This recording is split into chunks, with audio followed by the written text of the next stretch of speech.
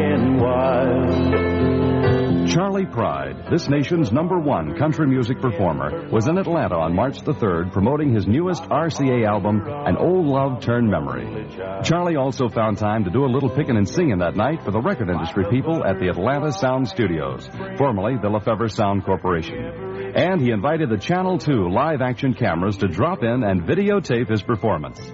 Ladies and gentlemen, America's #1 country music singer, Charley Pride.